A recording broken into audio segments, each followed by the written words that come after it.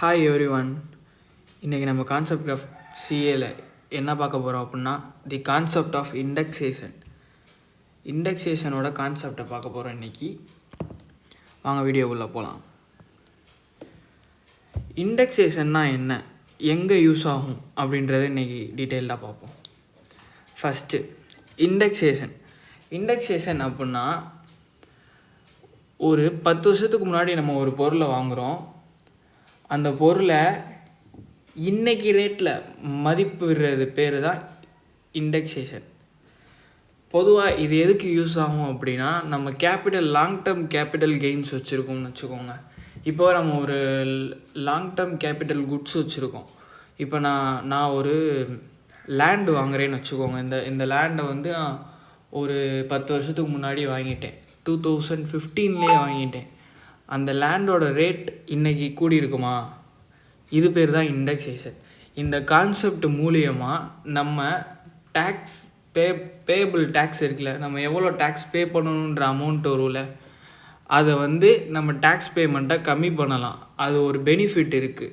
அதை நான் வந்து டீட்டெயிலில் அடுத்த வீடியோவில் எக்ஸ்பிளைன் பண்ணுறேன். இப்போ என்னன்றதை உள்ளே பார்ப்போம். எக்ஸாம்பிளோட உள்ளே பார்த்துருவோம். நான் சொல்கிறத அப்படியே இமேஜின் பண்ணிக்கோங்க. ஃபஸ்ட்டு இப்போ நான் இருக்கேன் மாதவன், என் பேர் மாதவன்.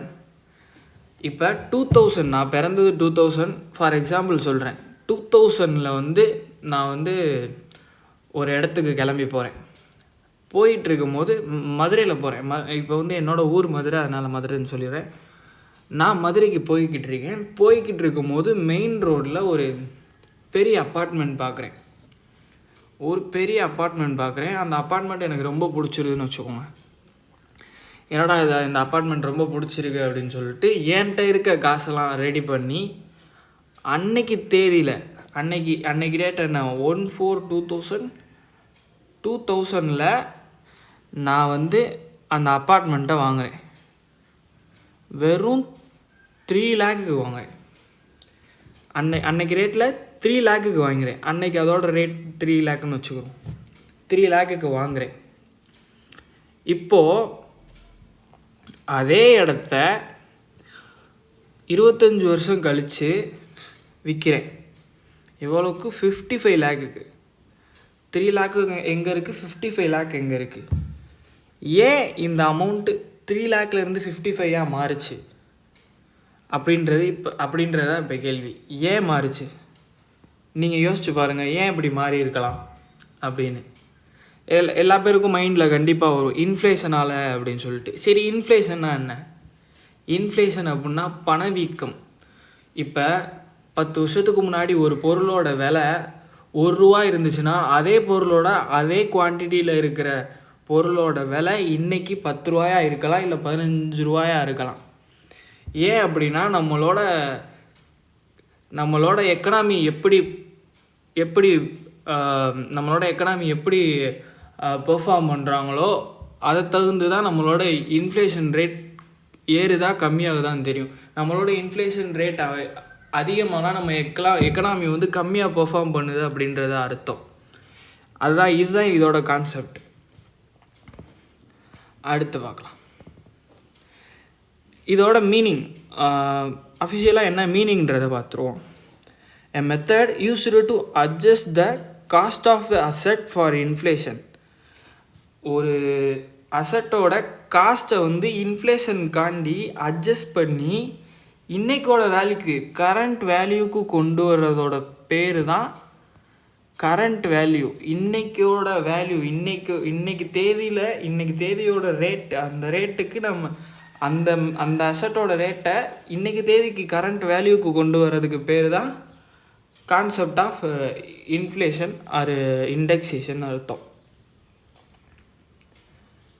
இன்ஃப்ளேஷன் இண்டெக்ஸ் அப்படின்றத வந்து இப்போ எப்படி நீ இவ்வளோ ரேட்டு தான் ஏறி இருக்குன்னு கரெக்டாக சொல்கிற?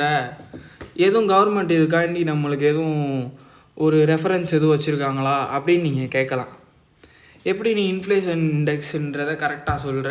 எப்படி இன்ஃப்ளேஷன் ரேட்டு அந்த வருஷம் இவ்வளோ இருக்குது, இந்த வருஷம் இருக்குது, நீயா ஒரு கணக்கு போட முடியுமா? நம்மளாம் ஒரு கணக்கு போட முடியாது. ஆனால் கவர்மெண்ட் இதுக்கு வந்து தனியாக ஒரு இன்ஃப்ளேஷன் ரேட் இண்டெக்ஸ்ன்னு சொல்லிட்டு, இன்ஃப்ளேஷன் இண்டெக்ஸ்ன்னு சொல்லிட்டு தனியாக ஒரு டாக்குமெண்ட் மாதிரி விட்டுருக்காங்க.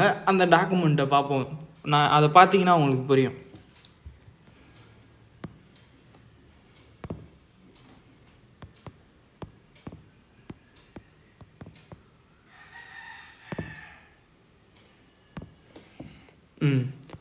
இங்கே கொடுத்துருக்காங்க பாருங்கள்.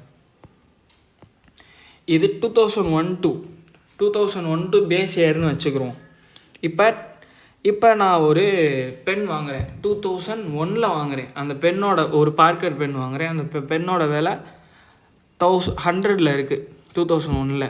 இப்போ அஃபிஷியலாக நம்ம இந்தியன் கவர்மெண்ட் ரிலீஸ் பண்ண ஸ்டேட்மெண்ட் படி அன்னைக்கு அந்த பொருள் 100 ரூபாயா இருந்தா 2025-26 376 இருந்திருக்கும். நம்ம இப்போ அசஸ்மெண்ட் இயர் 2025-26 வந்துட்டோம். இன்றைக்கி நம்மளோட இன்ஃப்ளேஷன் ரேட் எவ்வளோ ஆயிடுச்சு? 376 ஆயிடுச்சு. இதை எப்படிடா நீ கால்குலேட் பண்ணுவேன்? இப்போ அன்னைக்கு ஒரு 20 வருஷத்துக்கு முன்னாடி ஒரு பொருளோட ரேட் 50,000 இருந்துச்சு. இன்றைக்கி தேதிக்கு எப்படி கால்குலேட் பண்ணுவேன் அப்படின்னு நீங்கள் கேட்டிங்கன்னா, நீங்கள் இதை பார்த்துக்கோங்க. 25-26ஓட இன்ஃப்ளேஷன் ரேட் என்னது? 376. அப்போது இப்போ என்ன பண்ணுறோன்னா, அன்னைக்கு 2000 ஒரு பொருளோட ரேட் 50,000 எக்ஸாம்பிளாக எடுத்துக்கிறோம். 50,000 எக்ஸாம்பிளாக எடுத்துக்கிறோம். இன்றைக்கி அதோட ரேட் என்ன அப்படின்னு பார்ப்போம். இப்போ அதில் எவ்வளோ போட்டிருந்துச்சு? 376. அப்போ என்ன பண்ணணும் அப்படின்னா 50,000 into 376 divided by 100 அப்படின்னு உங்கள் கால்குலேட்டர் எடுத்து போடுங்க. இது எவ்வளோ வருதுன்னு பாருங்கள்.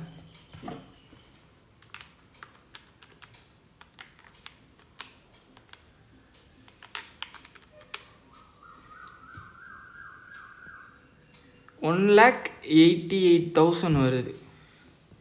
இப்படி தான் நீங்கள் கால்குலேட் பண்ணணும் நம்மளோட இன்ஃப்ளேஷன் ரேட்டை. எந்த பொருளுக்குனாலும் எந்த அசட்டுக்குனாலும் இப்படி தான் கால்குலேட் பண்ணணும். அவ்வளோதான். இதுதான் சின்ன கான்செப்ட்டு. அடுத்து இதுதான் முக்கியமானது. இன்ஃப்ளேஷன் இண்டெக்ஸை வச்சோ, இன்ஃப்ளேஷன் ரேட்டை வச்சோ, இண்டெக்ஸேஷன் கான்செப்டை வச்சோ எப்படி நம்ம டேக்ஸ் டிடெக்ட் பண்ணுறது, அல்லது நம்ம டேக்ஸ் பெனிஃபிட் எப்படி நம்ம கிளைம் பண்ணிக்கிறது அப்படின்றத சொல்கிறேன். How indexation concept helps in tax benefit of capital gains.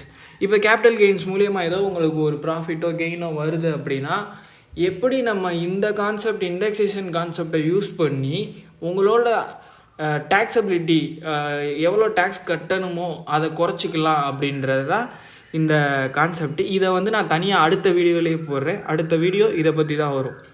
Thank you all. இன்னொரு நல்ல வீடியோவில் பார்ப்போம். எதுவும் ஃபீட்பேக் இருந்திருந்தாலோ, இல்லை உங்களுக்கு ஏதாச்சும் ஒரு விஷயத்தை பற்றி வீடியோ வேணும் அப்படின்னாலோ கமெண்ட் பண்ணுங்கள். கண்டிப்பாக நான் ரெஸ்பாண்ட் பண்ணுறேன். Thank you every one.